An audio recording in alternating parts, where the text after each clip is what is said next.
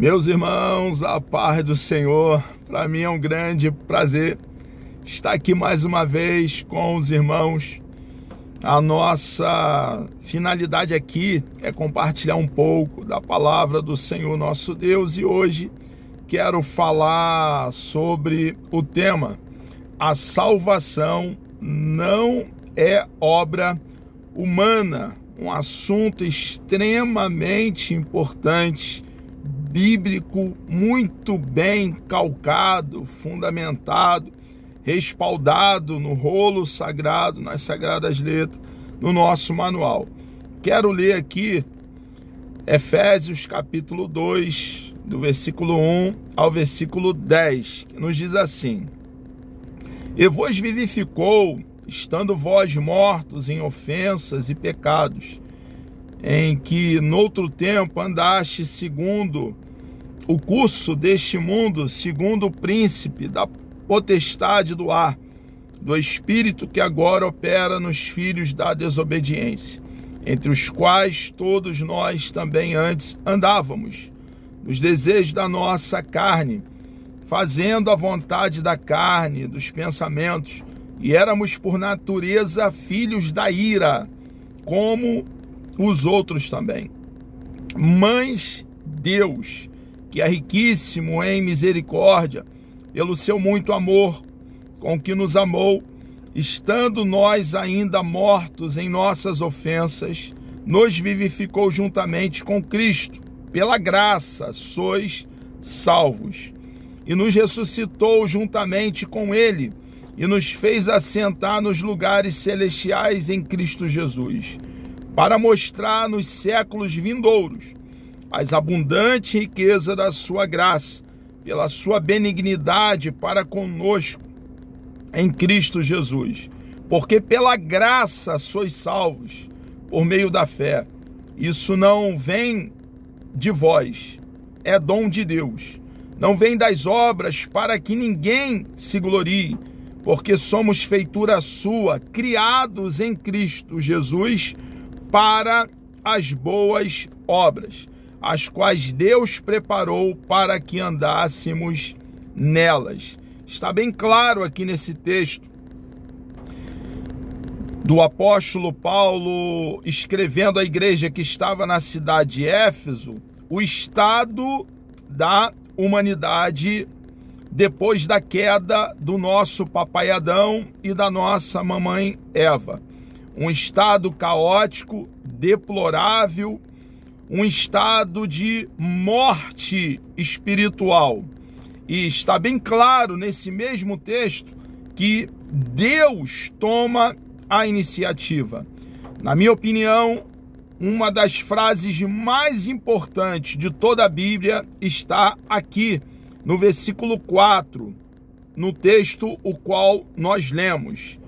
A frase, mas Deus, nesse cenário de caos da humanidade, morte espiritual, Deus fez alguma coisa. Deus tomou a iniciativa. Deus, que antes da fundação do mundo elaborou o plano, ele coloca o plano em execução. O plano de resgatar, reconciliar a humanidade consigo mesmo, através de nosso Senhor e Salvador Jesus Cristo. Deus nos surpreende, mas ele não pode ser pego de surpresa. O Deus que não pode ser surpreendido tomou a iniciativa. Ele veio para nos resgatar, para nos redimir, para nos arrancar do mercado de escravo e nos dar liberdade. E hoje, em Cristo, com o coração grato e saturado de amor, cumprimos a nossa carreira, a carreira que nos está proposta, de proclamar com arauto as boas novas do reino. O apóstolo Paulo, aqui nesse texto que acabamos de ler, ele mostra o contraste entre o estado espiritual da miséria humana, o que nós acabamos de aludir, e a restauração à comunhão com Deus, provida pelo próprio Deus, o Deus autossuficiente, que não tem necessidade de nada, é completo nele mesmo, subsiste na pessoa do Pai, na pessoa do Filho, na pessoa do Espírito Santo. Ele toma a iniciativa de vir nos buscar, de vir nos salvar, de vir nos redimir, nos resgatar, para benefício nosso, porque ele não tem necessidade. Ele veio porque nos amou, e nos amou com um amor eterno. Além disso, do estado caótico de miséria humana que nós acabamos de ver no texto, que acabamos de ler de Efésios capítulo 2, além da restauração, a comunhão que Deus fizera, nós observamos aqui com clareza a impossibilidade de qualquer pessoa angariar a salvação por meio de seu próprio esforço. Irmãos, eu estou lendo, é doutrina nossa, das Assembleias de Deus, e eu vou aqui reiterar para uma afixação da verdade, para de uma vez por todas entendermos o que já estamos falando aqui há meses sobre essa mesma verdade, doutrina nossa que jamais será removida. Qual? A impossibilidade de qualquer pessoa angariar a salvação por meio de seu próprio esforço. Ele diz mais, e até mesmo de desejar a salvação ou sentir a necessidade de Deus.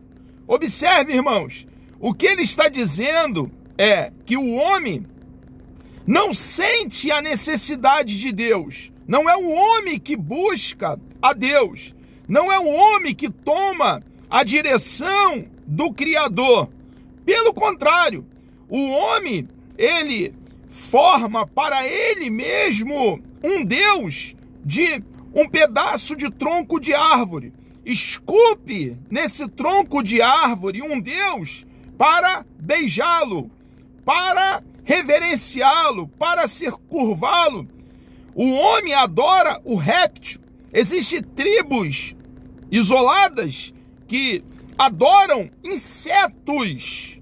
Irmãos, o homem odeia a Deus, o Deus que é espírito, criador dos céus, da terra e do mar, o Deus criador distinto da sua mesma criação, o Deus separado, acima, soberano, que tem a terra como o estrado dos seus pés. O homem, e aqui eu estou falando os dois gêneros, homem e mulher, a humanidade foge de Deus, está escondida entre árvores.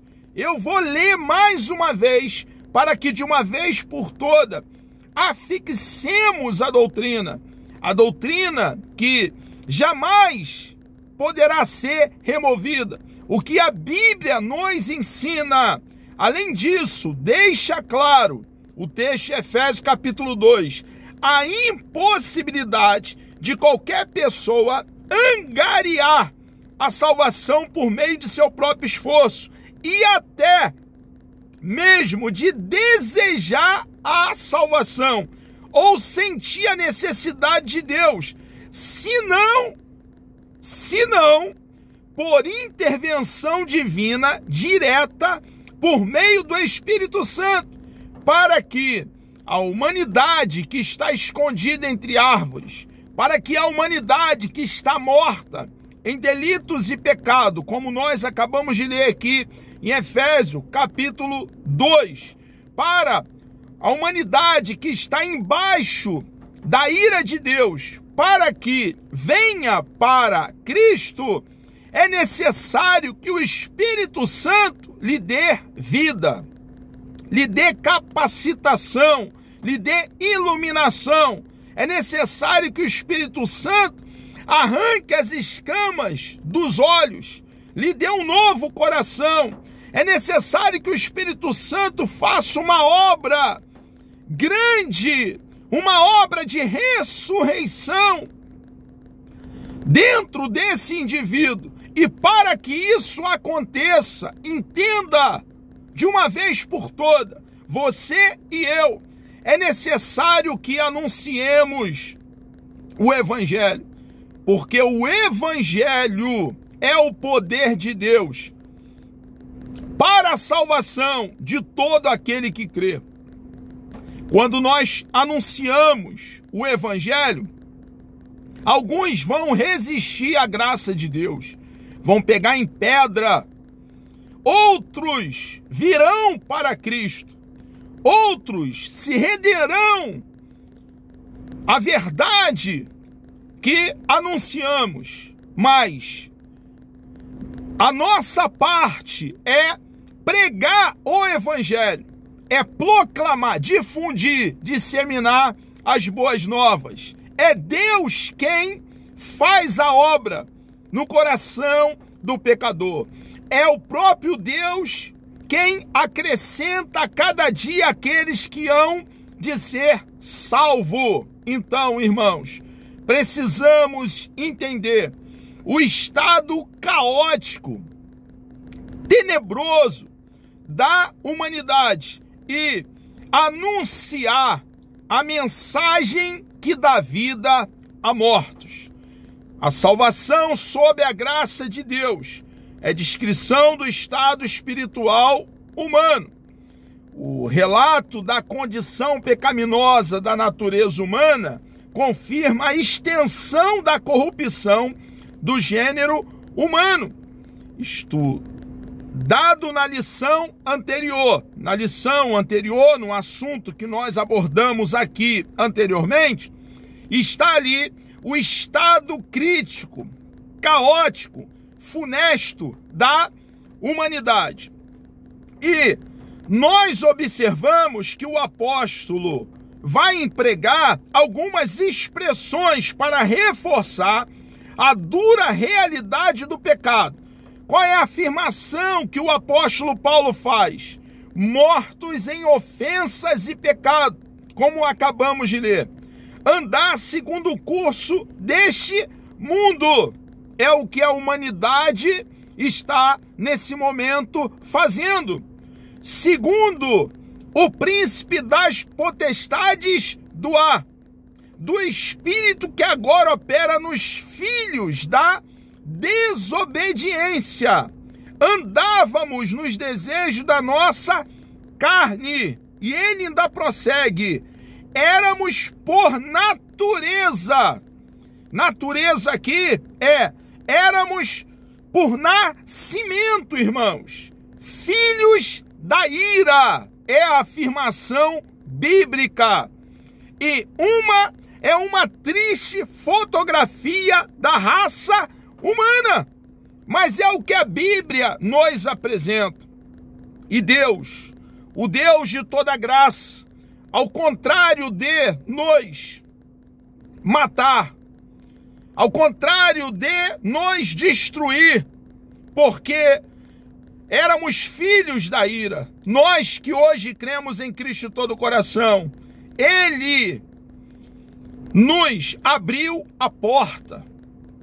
Ele nos deu um forte mediador. E por crermos em Cristo de todo o coração, nos tornamos filhos de Deus. Nação santa, povo de propriedade dele, do nosso amado e precioso Deus. O Deus que proveu para nós eterna salvação. E nós, irmãos, que fomos alcançados por essa graça, precisamos então compartilhar com toda a humanidade. Quando Jesus Ele fez expiação pela humanidade. A expiação foi ilimitada, dando possibilidade de salvação a todos os homens de forma igual. Muitos, como eu já fiz referência, vão dar de ombro, vão desprezar a graça de Deus. Mas muitos outros irão crer, e irão vir, e terão vidas completamente, radicalmente mudadas. Irmãos, nós precisamos então entender que a humanidade precisa ouvir o plano de salvação, as boas novas do reino, o que Deus fez para que hoje tivéssemos acesso a Ele imediato, para que hoje adentrássemos ao Santo dos Santos e desfrutássemos de comunhão com Ele. Paulo ainda prossegue falando que estão mortos em ofensas e pecado. As expressões "e vos vivificou", e nos vivificou juntamente com Cristo, revelam a ação do Espírito Santo em favor dos pecadores, que a salvação só é possível mediante a graça de Deus, e sem ela ninguém pode ser salvo. Mas há algo que precisa ser esclarecido. As expressões mortos em ofensas e pecado e mortos em nossas ofensas não deve ser entendida literalmente por se tratar de uma metáfora, uma das figuras de linguagem para descrever o estado da queda espiritual. Não é aqui uma morte física que Paulo está fazendo referência, mas sim uma morte espiritual, um distanciamento de Deus, embaixo do poder do pecado, para que então possamos, como filho, servir a Deus. É necessário, irmãos, uma mudança na nossa natureza, uma regeneração, um novo nascimento, porque quando há uma mudança na nossa natureza, os nossos desejos, as nossas vontades são radicalmente e totalmente mudadas. Passamos a desejar as coisas de Deus, desejar ter comunhão com Deus, desejar tomar tempo para debruçar sobre o rolo sagrado. Mas é necessário que a natureza do ser humano seja, então, mudada. É necessário que haja um novo nascimento. Quando Paulo, então, ele aqui está tratando de morte, é uma morte espiritual. A humanidade está morta espiritualmente em seus delitos e pecados. Estão longe de Deus, destituídos de Deus, sem paz e sem salvação. É o que Paulo está aqui afirmando. Morte espiritual.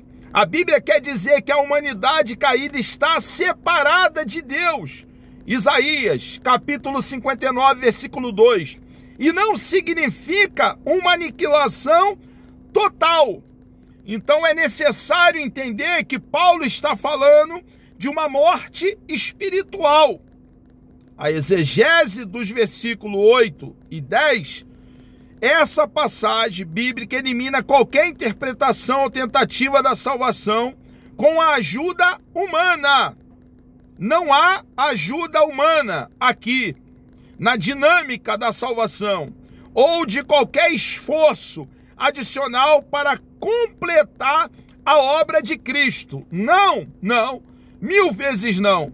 A obra de Cristo foi cabal, foi completa, sem que haja necessidade que se faça de novo. Fez de uma vez por todas e foi aceito por Deus Pai. O termo graça significa literalmente favor imerecido. É quando Deus nos dá aquilo que não merecemos. Merecíamos juízo, merecíamos condenação, merecíamos inferno, e Deus nos deu a oportunidade, o privilégio de desfrutarmos comunhão com Ele e de na eternidade passarmos para sempre com o Deus que proveu salvação, vida eterna para cada um de nós. Graça significa literalmente favor imerecido. O favor divino do qual não somos merecedores. A salvação é pela graça de Deus, mediante a fé em Jesus, e não vem das obras, pois não se trata de uma recompensa. As obras não são a causa da nossa salvação. São, sim, as consequências. Nós somos alcançados pela graça de Deus, mediante a fé, para as boas obras. Se nós dizemos que fomos alcançados pela graça de Deus mediante a fé e vivemos vida desregrada, dissoluta, chutando a graça de Deus como se fosse uma lata vazia, cuspindo na graça de Deus, tendo a graça de Deus como algo debalde, inútil, sem valor, nulidade, nós nunca fomos alcançados pela graça de Deus, porque o salvo, arraigado, fundamentado, plantado, calcado em Cristo, pratica boas obras. As nossas atitudes são radicalmente, totalmente, completamente diferentes das que praticávamos em nossa vida pregressa, antes de abraçarmos a causa do cristianismo. Uma boa exegese esclarece que a expressão "isto é dom de Deus" se refere à salvação. A salvação é um dom, um presente de Deus para aquele que crê em Cristo de todo o coração. Isto é um dom de Deus. Se refere à salvação pela graça e não à fé, como afirma o respeitado erudito da língua grega, e aquele cito A.T. Robertson. A graça é a parte de Deus e a fé é a nossa. De modo como dizia Norman Gasley, a fé é o meio e a salvação é o fim. O meio vem antes do fim. A fé vem pelo ouvir e ouvir da palavra do nosso Deus. Como terão fé o pecador se nós então não anunciarmos a respeito do nosso Deus? Para que então o pecador tenha fé, é necessário que anunciemos a verdade do nosso Deus. É necessário que manejemos bem o rolo sagrado, as sagradas letras, o nosso manual. E como vamos manejar bem a palavra do nosso Deus se não tomarmos tempo para examiná-la? Se ela, a palavra de Deus, não habitar em nós abundantemente, então, irmãos, é estudar com a finalidade de compartilhar com todos aqueles que estão em nosso redor. Uma vez tendo fé, irão então vir para Cristo, irão crer em Cristo de todo o coração e desfrutarão de paz com Deus, porque serão justificados e, uma vez sendo justificados, terão então comunhão com Deus e andarão com Deus, assim como Enoque, assim como Noé. A soteriologia inadequadas na antiguidade. Então temos aqui algumas ideias sobre a salvação que são inadequadas. Temos os reencarnacionistas. Com o termo soteriologia, nos referimos aos diversos ensinos religiosos inadequados sobre a salvação. A heresia sempre existiu. O ensinamento não calcado, respaldado biblicamente. E temos aqui várias ideias. O primeiro deles é a doutrina da reencarnação, tão antiga quanto a humanidade, originária do hinduísmo, mas presente também no budismo, no jainismo e no sikhismo. É defendida pelo Hare Krishna, kardecistas e muitos outros. Os adeptos da doutrina da reencarnação têm em comum a busca da perfeição por meio de um progresso evolutivo, até que esses ciclos da roda de renascimento parem de girar. Em resumo, a salvação pelo seu próprio esforço, segundo esses ensinamentos heréticos, danosos, deletérios e falaciosos. Através dos seus próprios esforços e sem Jesus. Trata-se de uma crença antibíblica. Temos também aí no cenário os galacionistas. O que eles ensinam? É o nome dado aos legalistas, judaizantes, opositores do apóstolo Paulo, que estavam ali na província da Galácia. Esses judeus convertidos ao cristianismo queriam que os gentios observassem a lei de Moisés como condição para a salvação. A verdade bíblica é que, pelas obras da lei, nenhuma carne será justificada, como está em Gálatas, capítulo 2, versículo 16. Temos também os gnósticos. No campo soteriológico, eles apregoavam uma visão dualista do universo, o maniqueísmo. O que é isso? Fundado por Mani, no ano ali de 216 a 276, na Pérsia, atual Irã, seu ensino era que o universo é composto do reino das trevas e do reino da luz, e os dois lutam pelo domínio da natureza e do próprio ser humano.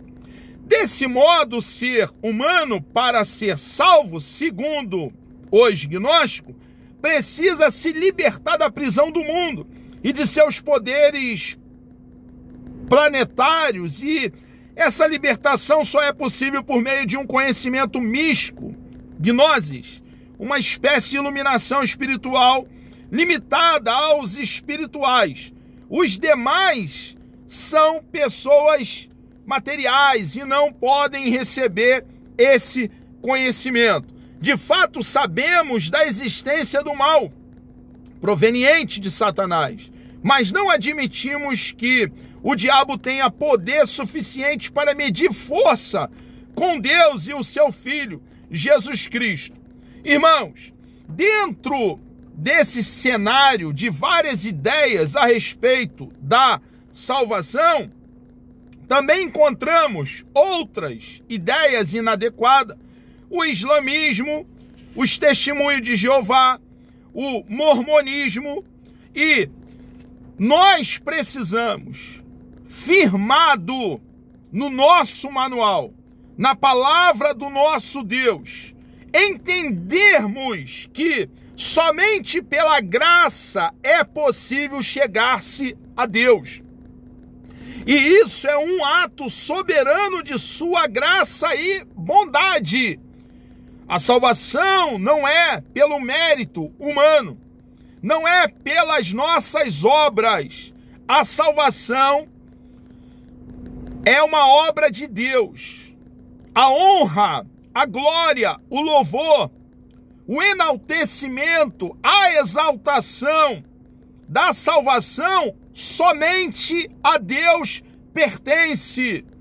Nós, irmãos, não temos como nos salvar a nós mesmos. Nós fomos salvos, fomos redimidos, fomos resgatados e Deus fez essa grande e preciosa obra. É a misericórdia divina que leva as pessoas ao arrependimento. Romanos capítulo 2, versículo 4. Graça não é mérito, e nem o ato de o pecador receber a dádiva divina se constitui mérito pessoal. Não é um mérito pessoal. Mas Deus disponibilizou a sua graça para todos os seres humanos, e não para uns poucos escolhidos, como já fiz alusão anteriormente. A expiação é ilimitada, dando oportunidade de salvação a todos os homens. É bem verdade que nós não pregamos o universalismo, que é uma outra ideia completamente equivocada. Muitos vão desprezar a graça de Deus, resistir à graça de Deus, virar as costas para Jesus e passarão a eternidade em grande tormento, dor, gemido, ranger de dentes, serão condenados. Mas muitos também virão para Cristo e terão direito à vida eterna. Nós precisamos anunciar a palavra do nosso Deus a todos os moradores do planeta Terra. Jesus nos deu uma ordem para nós, a igreja: ide por todo mundo, pregai o evangelho a toda criatura, e Deus estará trabalhando, atuando e acrescentando a cada dia aqueles que hão de ser salvos. Deus disponibilizou a sua graça para todos os seres humanos e não para uns poucos escolhidos. A Bíblia ensina que a salvação está então disponível a todos. Amados, chegamos aqui ao término de mais uma aula. Desejo aí que você tenha um dia produtivo, que Deus continue te abençoando poderosamente. Vamos orar? Deus amado, nós louvamos e engrandecemos o teu nome. Obrigado, ó Pai, por essa grande oportunidade que o Senhor nos concede, ó Pai, de estarmos aqui livremente falando do teu amor. Ó Deus, unge o nosso cérebro, meu Senhor, para que possamos com ousadia, firmeza e coragem compartilhar da tua palavra com todos os moradores do planeta Terra. Obrigado, ó Pai, por esse meio aqui que é as redes sociais, onde podemos alcançar milhares e milhares de pessoas. Ó Pai amado, muito obrigado. Entregamos nossas vidas nas tuas mãos e lhe agradecemos, ó Deus, por essa oportunidade, em nome de Jesus.